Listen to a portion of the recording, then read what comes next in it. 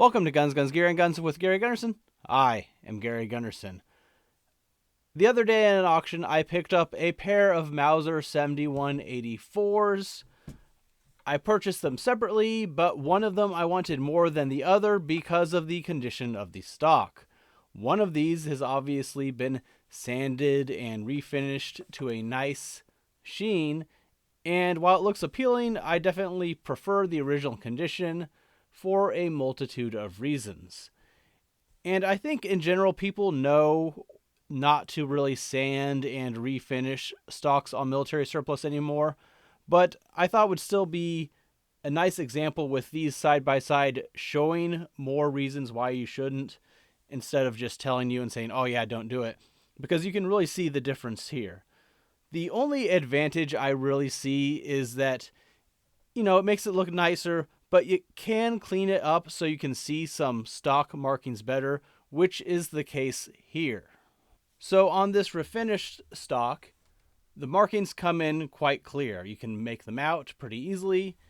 And on the original stock, there's just slight little markings where you can see something might have been there, but it really blends in with the other accumulated handling marks that you've seen. And the same thing on the bottom of the wrist. Clearly see markings, and that could be a smudge for all you know if you didn't know something's supposed to be there. So that's the only real advantage I see, is that it can bring out some markings. Then again, if you also go too far, you can erase them altogether since they are just indentations in the wood. But there's other things more important than that, and that is the fact that when you sand, you are removing material, and that material is gone forever. So any sanding you do is going to affect how the metal pieces interact with the wood, and we can clearly see it on this example here. You can see how prominent the top of this butt plate is with the material removed, and there's even a slight gap if you look at the correct angle where light will pass through this part here where it makes the bend. And that's because that material's been sanded away up here. I don't know if they weren't very good or had an issue here or something was damaged, and so they kept resanding and making it smooth and just kind of lost their way.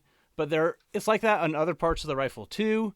You can see where the tang here is a little more prominent, and certainly on some of the barrel bands, this is quite loose, and on this barrel band up here, you can even see where, even though they did a nice job refinishing it, because it's so loose, it's moved around and actually done damage to the refinished wood. And there you can compare the tangs, how it's pretty much, flush here, and you see it sticking out there. So that's your primary worry and concern. It's the fact that in removing material, you harm how the wood interacts with metal. It makes things loose, it makes things prominent and stand out, and really ruins the rifle in some ways, in my opinion. I purchased this one because it was so cheap, and honestly because I had the video idea at the time when I saw how cheap this was going. So I thought I'd do it. Why not? I'm sure I'll make more videos on these in the future after I get them cleaned up and get some other content. I just wanted to do this kind of quick video showing off how sanding can negatively affect rifles with clear example. I mean, you can see how this sticks out and doesn't really fit right anymore. So it's just the whole thing's like this. It's unfortunate. Obviously, you'd prefer original condition.